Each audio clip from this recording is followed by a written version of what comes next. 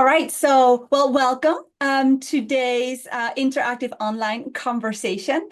Today, the topic is when collaboration fails to achieve business results and how to foster it across your organization in the second half of the year. It hasn't worked out so well in the first half, and yeah, I'm excited you're here, and for those of you actually who don't know me, Christoph, that's mainly you. I'm Barbara Senrick. I am the founder and the CEO here at the Change Resilient Advantage Group, and we've started those interactive online conversations to really share real life insights from the work that we do with our clients. So it will never be a thesis and some theoretical presentation on a topic, but it's really about sharing insights. And the expertise that we're bringing to the table today is we do a lot of facilitation. We help people work together, create collaborative cultures. And so it's the facilitation experience that we're bringing to the table today. Ilaria, great to meet you. Welcome. Hello. Hi, dear. Thank you. And I think we also have Daniel who's coming in. So let's take a quick look at the agenda. Dani, great to see you. Welcome. Nice to see you too. Hi, everyone. Welcome, welcome. So we're just about to dive into the agenda of today's sessions. We will start with a bit of presencing because except for Brian, everybody else, and Mel is on my team, by the way. So everybody except for Mel, Brian, and I is based in Europe. So you've already had a full day, and I want to make sure that we just take a moment to presence ourselves and start with a purpose question. Then we'll do some insights on the topic. The meat of today's session is really about the collaboration in breakout rooms, because today is not about us sharing insights with you, but we have brilliant minds here today, and it's really about you sharing insights with each other, and that's what we'll do in those breakout sessions. We'll have time for some Q&A, and then we'll end on 4 gives and 1 ask. So with that, let's get into that presencing activity. I usually start all the work that I do with a purpose question. Just take a moment to consider, why is it even important that we're here? And that guiding question today is, what does collaboration make possible? And the question is, what does it make possible for you? What does it make possible for your team, for your organization, and maybe even those you serve? And if you want to go all out, maybe even for the world, right? Because everybody does important work. So I invite you, and I'm going to put on some music in just a moment. And I just invite you to think about that question for a moment, because often we feel like we have to give a response immediately, and excuse my plain English, but shit in equals shit out. And so if we don't take the time to think about things and don't take a step back, we can't get to the best answer. So I give you some time to think about that question. And then if you're ready, you can either put it in the chat, or if you want to, you're also welcome to raise your digital hand and we can invite some voices in. So I'll give you some time to think about it.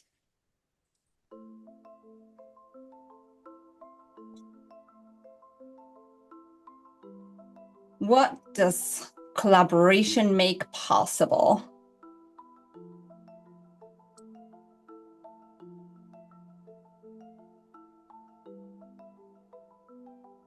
What does it make possible for you, for your team, for your organization, those you serve?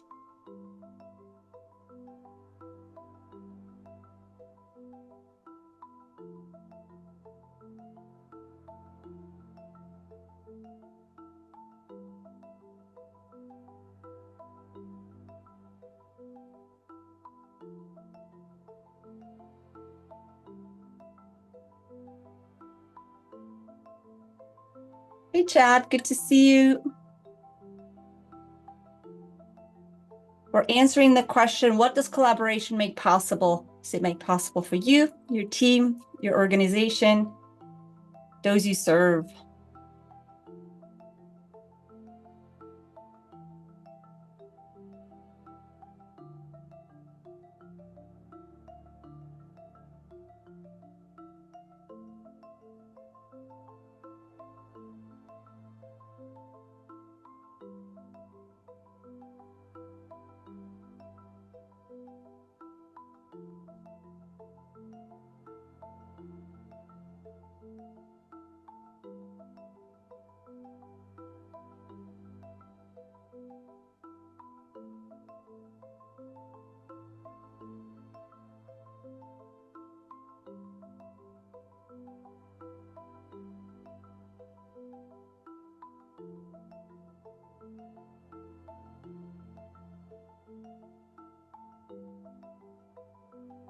If you're ready, you can put your answers in the chat or raise your hand.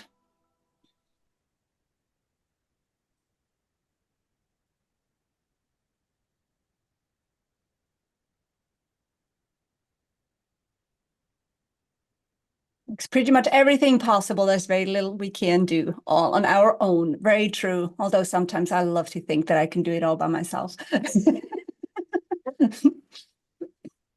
Who else? Better results, absolutely.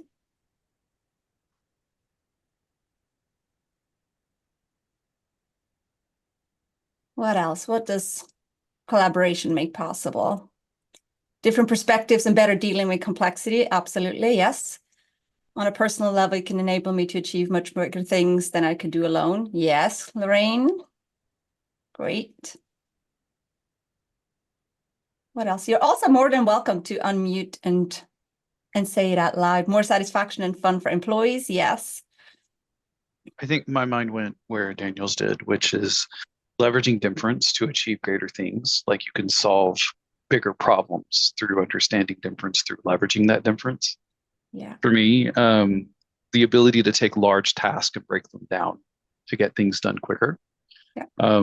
And then two, for me, because I'm in a D&I role, it's the ability to advocate and leveraging that collaboration to be able to mount things that advocate for specific groups that need it within a company. Awesome. Thank you, Chad. And yes, Lorraine. Oh, go ahead. Sorry. So what you were saying is more diversity, right? Yeah, that's my lens. Yeah. And it's because that's what I do. So it's always my lens on things that are through HR, that sort of thing. So it's about productivity and diversity. Awesome. Ilaria says opens hearts, minds, and hands. Yes, I love that. I hear the open. I use and hear and know the hearts and minds, but the hands, I love that, Ilaria. That's a great perspective. Brian, increased velocity through fewer revisiting of decisions. Indeed. Yes. Awesome. Makes it more challenging to accomplish a task because different people think differently and you need to somehow find a way to bring it together. If everybody is alike, then things go easy, but you may not end up with the best results. If I may step in, I believe very much that different approach, a different view contributes a lot to a sustainable solution. If you're too single-minded from one perspective, it's easy to miss something in designing a process, designing a data structure. So yes, it's a lot of effort bringing people with different backgrounds, with different business languages together, working as a team. But if you achieve that, bring them together, seeing them as a team that work together for one result, the results tend to be better than trying to design from one area and drop everything on others. Totally agree. But it's still more difficult to get different people to work together, right? Absolutely. I mean, you need to agree on sometimes on word by word what those terms actually mean. And then you need to figure out what their motivation is, what their angle is, what they say they need, what they really need. So that it's a lot of communication, a lot of people work before you do the content work. Fully agree. You have to have like the basis of trust and the ability for people to be humble, and all of those things have to show up in an effective team like that. Yeah. And when you do that, people are invested. Yeah. They're already invested in whatever it is you're trying to work on together, which is sometimes the hardest part of when you're trying to make a change or drive a new process forward. So yes, it's all that hard work that we were just talking about, but so worth it. Totally. Yeah. People care what they create, right? That's how we create buy-in, and that's what we need. But if somebody tells me, here it is, I care not as much as when I'm part of it and I get to be part of the solution, because then it's part of me. So yeah, very good. Excellent. So thank you for that. Good opening, and really shows why collaboration is so important, right? Ultimately in the workday, and why it's important to drive business results. And when all of you who registered, or like you and everybody else who registered but it's not here yet, we've asked the question, what impedes collaboration? And I want to show you what all those answers are. And we have themed all your answers, and they're really 4 topic areas that come up that say that collaboration is impeded by those. First is the culture. The second theme is the structure, people, and then the fourth theme is change.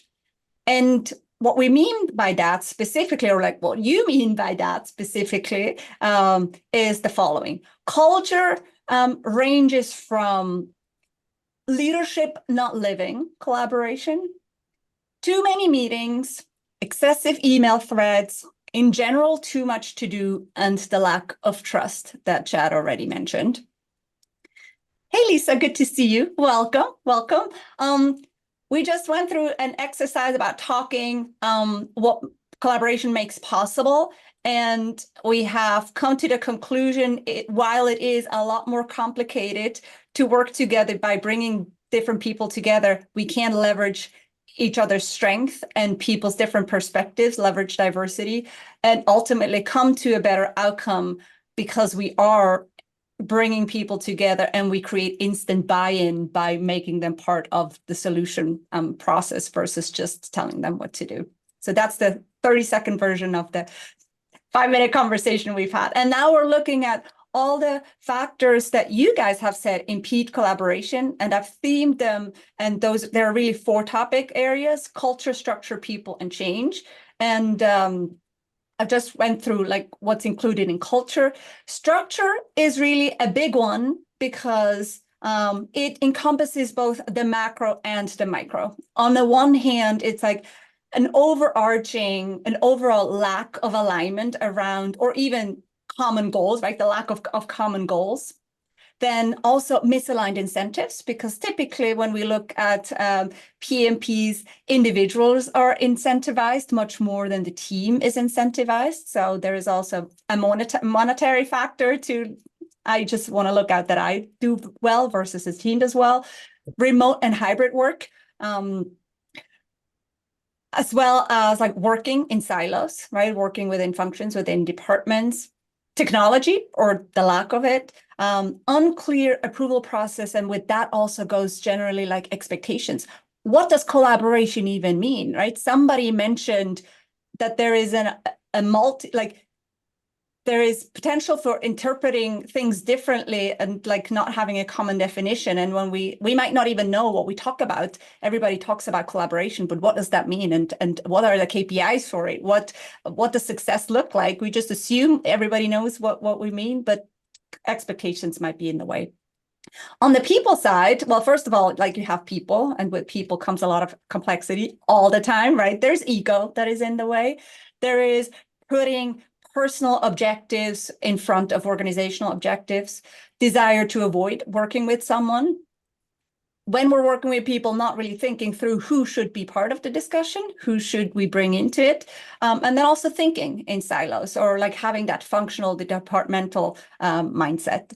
And then finally, change, right? Change is disruptive. A lot of you are going through organizational changes. And then with that, there's a lack of ability to navigate ambiguity in the change that we're in. And the reason why I've chosen this double infinity sign is all those things are always connected and they're interchangeable. But then there is the flip side. If these are all the things that are impeding collaboration, they're literally always two sides of a coin. If that is what's holding collaboration back, if we do this well, that's the recipe for success, right? So it can really be looked at in both ways. And I'm a student of appreciative inquiry, and I love to take a strength-based approach. So I don't want to spend too much time on like what's not working. I always want to look at what's working, what's the best of what was, is, and could be, and that's where we're going into actually coming up what is working. But I am curious, as you look at this, is there anything that's surprising, anything that stands out, anything you want to comment on as you see and hear this? One thing I think it's under the people, but in my experience, it's tempting to say someone that doesn't collaborate as much might be putting desire to avoid working with somebody. But at the end of the day, we're all different human beings, right? My grandpa was a fabulous human being, would have been a terrible collaborator. Now, there's nothing wrong with him. It's just not his wheelhouse. He's an extreme introvert, extremely intelligent. But when he had something to say, everybody shut up, he said it, and then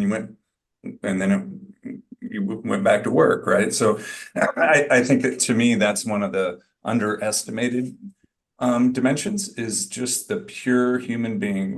We have our history and our trauma and our experiences and our personalities, and that dimension, however you think about it, Myers-Briggs or whatever. I think that's a lot of the art, is because different people have very different visceral reactions to interacting with other human beings, period. And collaboration presumes that, right? So thanks for sharing that, Brian. Absolutely. Yeah. Danny. I was surprised not to see psychological safe environment under wherever you want to see it, structure, for example. Wouldn't that be also something that we would consider something that would be significantly impeding collaboration? 100%. Absolutely. And the lack of trust is part of it, right? But obviously it's broader than that. 100%. Absolutely. Yeah. Would that On the be other part side, of, sorry, sorry. like that feels Please like go ahead. very much cultural to me, and a part of like how you live the values and creating space for people to feel comfortable sharing. Is that true? Well, I guess it could be part of all four of them, really. It's true. It's for sure a function of leadership as well. Yeah. How is it led? Yeah. 100%. Yeah. But what I don't understand actually is organizational change. I'm not sure I would see this as an impediment for collaboration. Maybe you can say a few things more about that. So first of all, actually, I will ask that question to the people who put it in the chat, who put it in the registration form. But the way that I see it is also, you might have all these great things in place, and then there is an org change, and then everything changes, and responsibilities may no longer be clear. Like reporting lines may no longer be clear. There is change, and things that may have worked now may be disruptive. That's how I understood it. But obviously I would love to invite somebody who put that in as something that impedes collaboration. Barbara, I believe that was me. And I was thinking in terms of you build up relationships. I think, psychological safety is a very important one, but, you don't get there from nowhere. Usually, I think the best collaboration happens with people who are comfortable with each other, who know what the other person does. And, one of the things that happens with org change is that people lose those connections, and they also lose awareness of, who they should collaborate with. So I guess that's what I was thinking of. Understood. Thank you. I think another dimension is it's under culture, but is the culture itself. Certain cultures are more hierarchical. If you want to, I don't know, use whatever term you want. Others are more egalitarian or collaborative. I don't know what the right axis to think in, but I've been in cross-functional groups where it's easy to misinterpret quiet as disengagement, when in fact, that individual in this culture wouldn't speak up. It's just how it is. So Yeah, I think building on Brian's point, there's two things around culture that stand out to me. One is organizational culture. So, for example, I work at a mutual organization, and it is expected that you will collaborate because everybody owns the company, sort of thing. And then two, I think underpinning that, there's a lot of unwritten rules. And what are the unwritten rules that you have that define your culture and how people operate, and they're not even thinking about how they operate? I also, while I have the mic here, the excessive email threads also kind of stands out to me, because we also have Slack and we also have various other channels of communication. And so it's almost like just excessive noise in the communication channels overall. Totally. Agree to all. Agree to all. That's actually a great segue to let's talk about when collaboration is at its best. And that's really where I want to spend the meat of today's session. So I invite you to get your pens ready again. And I would love for you to think of a story of collaboration at its best, right? When was a time in your professional life when you have experienced collaboration at its best? And if somebody cannot come up with an example of something that I've experienced themselves, maybe there is somebody else told you about it. I want to make sure everybody can answer this question. If it's not a personal experience, then what's a great story you've ever heard of, or something, or maybe it's a dream that you have, how it should be. When is a story of collaboration at its best? And again, I'm going to give you a little bit of time and some music to think about it.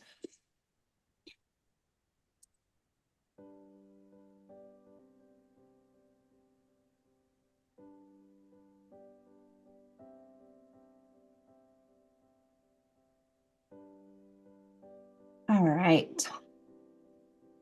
So we are going into breakout rooms, and I'll give you some instructions what you're going to be doing in those breakout groups. You'll be the goal in there is to identify 1 to 2 success factors that foster collaboration. Now that we've talked about things that are not working, or and what is needed. So in groups of 3, or there might be a group of 2, here's what you do.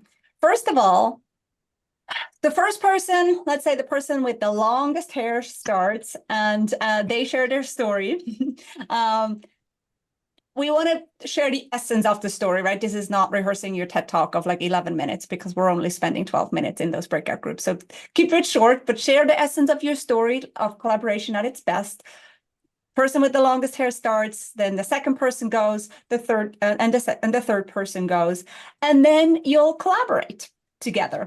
So you listen to your stories, you theme them maybe, and then you, based on those stories, you identify the factors that really made collaboration work and why it was at their best. And then I may come up with a few, and then you vote up the 1 or 2 you think are the most impactful ones. So the idea is for you to come up and be ready, come back into the breakout, into the main session, to share your 1 to 2 success factors that you have themed based on all the stories that you've heard. And in total, you have about 12 minutes in those breakout sessions. Before you go into the breakout session, I want to take a moment to talk about navigating collaborative tension. And we've already talked about psychological safety, right? And building trust with each other. And Brian said about we're all humans. We bring who we are into everything that we do. And so here is one thing I want you to think about. I invite you to expect that there will be collaborative tension. And that's a good thing. And it's a healthy thing, because when there is tension, we know something good and something interesting and maybe even something important is about to happen. In fact, if there is no tension, you could think nobody cares and it's not really that important. So collaborative tension is a good thing.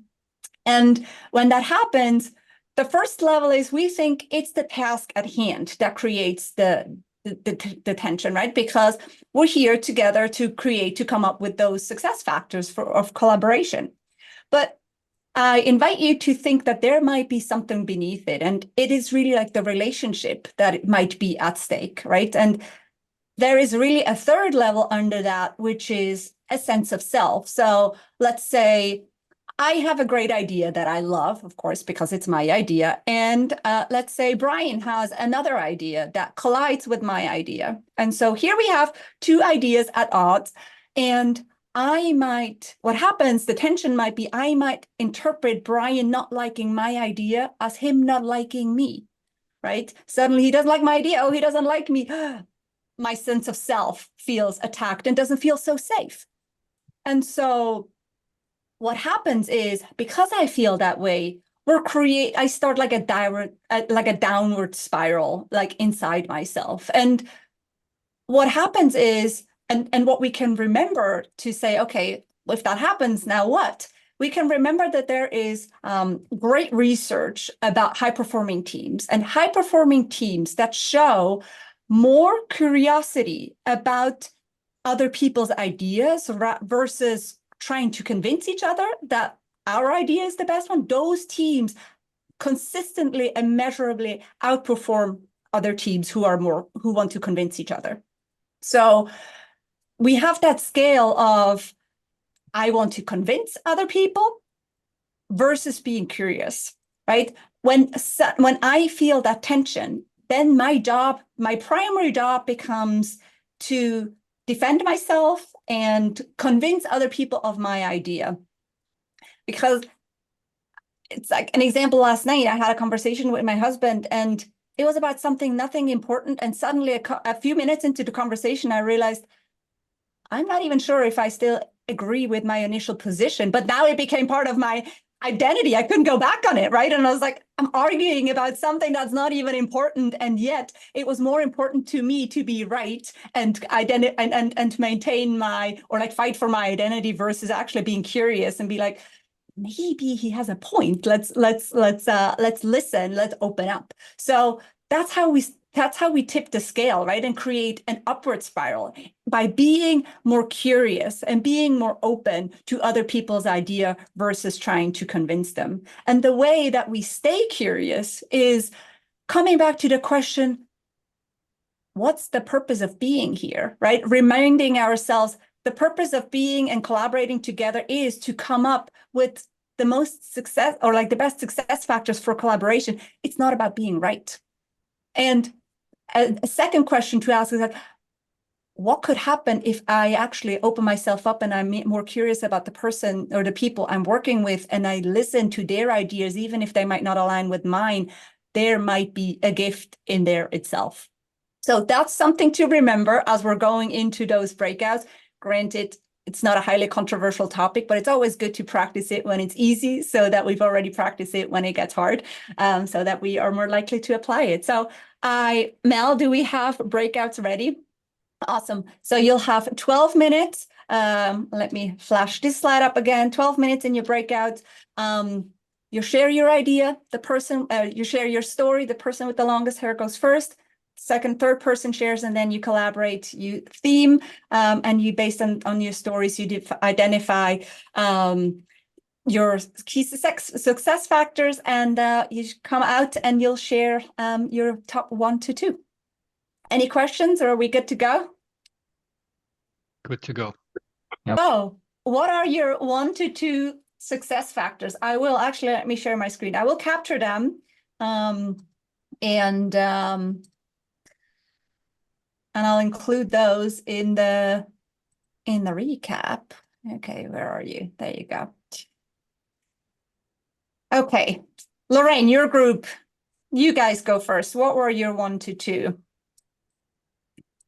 We said common purpose and trust, I think, were the 2 main things. Okay. Trust. Awesome. Good. Rob, what is your group? What did you guys come up with? Okay, you guys got to help me out if I'm getting the right ones. The common purpose was certainly one that came up.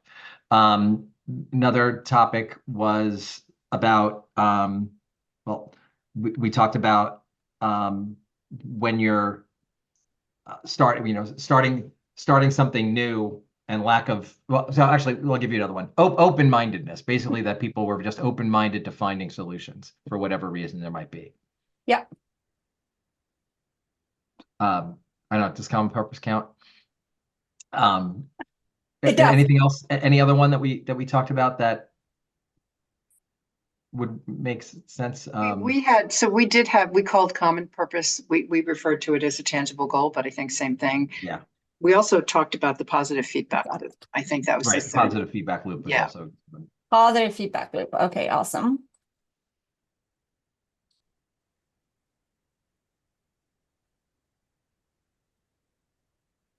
Hey, I thought we were only allowed one or two. That's You have yes, that's You have true. to stretch the rules. Good. Lorraine, am I allowed to keep it in? Good. Brian, Danny, what did you guys come up with? We actually we tried to be a little bit different in this because we mostly had some of the same factors as well, success factors. But one thing that maybe we haven't spoken much about was the collaboration process. Yeah. As one thing, yeah, which includes is the process designed in a way that it becomes implicit and intentional that collaboration is requested and required. And the second one was the team composition and size. So when you have 500 people and you have 5 minutes to solve a problem, may not be the right size of the team. So it depends on what the problem is and how much time you have available. So team composition also includes complete commitment, quality of people, no politics, everybody trusts each other. So there's a lot of factors in there, which we saw was the second one. Okay. Joke that we had 2 points in 7 parts. So Smart. let the record show there's 2 points, 4 subset points each. Awesome. Good job. Curious, did any collaborative tension come up? Not in our group. No, I don't think so. Good. I like the comment about quality of people. Are we allowed to kick out the people who aren't who aren't showing up in the way we want them to? Well, I think actually that's one of the things. Yeah, I think you are. Well, I think you need a cohesive. I kicking out might be extreme, but I think you have to address. I think that's the hard part is that you got like the collaboration matters the most when you have to collaborate with somebody who it's hard to deal with, and you got to find that common ground. Good point. Good. Thank you. I think one thing is missing here, and that's leadership. I'm not sure if that will be part of the collaboration process or if you want to see it separately, but I think that's important. And what do you mean by that? Exactly. That there is somebody who orchestrates it all. That there is somebody there who makes sure that there is a tangible goal, that there is a psychologically safe environment, that there is inclusion when you have people who are not outspoken, but they may really have something very valuable to contribute. You make sure that they are actually included in the process and they are asked proactively to contribute. Yeah. Somebody who makes sure that things stay on time, stays on process. I mean, there are many aspects of leadership there. Yeah. You know, Barbara, if I could jump in, one thing I would add, I think that falls under leadership is there has end result of the collaboration, I mean, will be meaningful. like if you're working so hard to do the collaboration, then the outcome of it has to be implemented. So I think leadership owns not just that we're going through this exercise, but what you come up with the collective you who have been collaborating so hard together, we will endorse it and implement it. Otherwise, then we have a problem. I think this is a really good point. I would also add there accountability, right? Mm-hmm.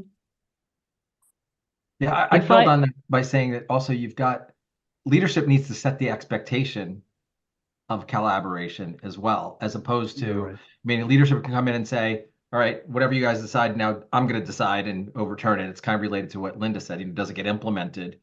But, if you create a culture that, so I'm just going to decide or someone else is going to decide, or the expectation is that you guys need to be able to come together with this. Yep. And you need to collaborate. I think that's important. Yeah. And if I could just bring in some tension here, that about the leadership, although you need to have that atmosphere of, where that is encouraged, I'm not sure that it's always necessary. I think if you had a group of people who are working on something, there doesn't have to be a leader. If for example, it's a group of leaders and they are united on their goal and, and collaborative and so on, I don't think that you shouldn't have a situation where it needs to be facilitated all the time. There's a bit of tension for you. But no, I think it's a really good point. But leadership can exist also, or can be distributed amongst different people. Yes, but there's still I like leadership in that. the room, right? There's still leadership in the room. Ilaria. Yes, thank you. No, I was thinking when I heard of the word in a way expectations, and sometimes I found useful to clarify with people or to share with people which is the definition of collaboration. What does exactly mean to collaborate? Because we use words, and collaboration is in the jargon of so many companies now as a mantra, but which is the definition of collaboration? What does it mean practically for people? And I found sometimes useful to spend some quality time in helping the team or the organization to land to a common definition. For example, at a certain point in a certain situation, we ended up saying that true collaboration is when I make space for the opinion of others to influence me deeply. That means obviously I'm actively listening and I'm making the space for this to be really influenced. That is the true essence of collaboration, because with this, in a way, I can really change, obviously, my approach accordingly to what, in a way, others around me are thinking or bringing as a contribution to what we are doing. Yeah. Thank you for sharing that, Ilaria. Absolutely. All right. I'll clean this up and I'll go back to the recording. I will share this list with all of you because I think it's a really good list. And since you've all collaborated on it, you already bought into it. I would love to let me share I want to make sure we get out on time. I do want to respect that, especially for you guys in the US. In Europe, it's already very late, and so I want to make sure we honor that to finish on time. I want to end on the 4 gifts and one ask that I have. First of all, as I said, I will clean up the list. You'll get the output, but I'll share what we've discussed today, so you have that. I want to invite you to our next session. I don't know yet what the topic is because we have, and that's my ask, we have a survey, and there we also ask people what are the topics that you want to be invited to and hear about. So the topic will be announced. We don't know yet, but we do know it's taking place on July 12th, the same time. Then the third thing is, if you thought this was useful, I'd be more than happy to come and do that with your team. If you see any value in that. So if that's the case, email me. Mel is going to put my email address. Well, actually, you all have my email address. Please reach out and let me know. And yes, and if you have any questions or follow-ups, I'm happy to set up a one-on-one meeting.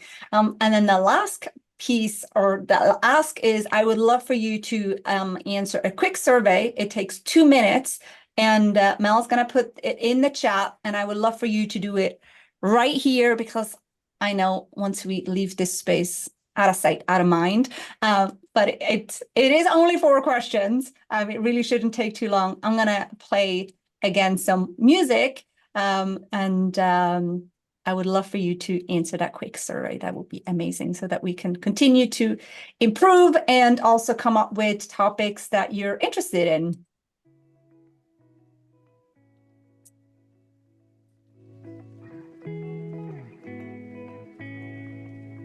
Well, thank you for being here today, for spending your lunch hour or evening hour with me and with us. It's great to see all of you. And I hope you found this useful. Yeah, I hope to see you again. And we do these sessions regularly. And yeah, thanks so much, and have a great rest of your day or of your evening. Thanks, Barbara. Thanks, Barbara. Thank you, Barbara. Thank you, Barbara. Nice meeting you all. Hey, everyone. Bye-bye. Thanks, Bye-bye. everyone. Bye-bye. Thank you, Barbara.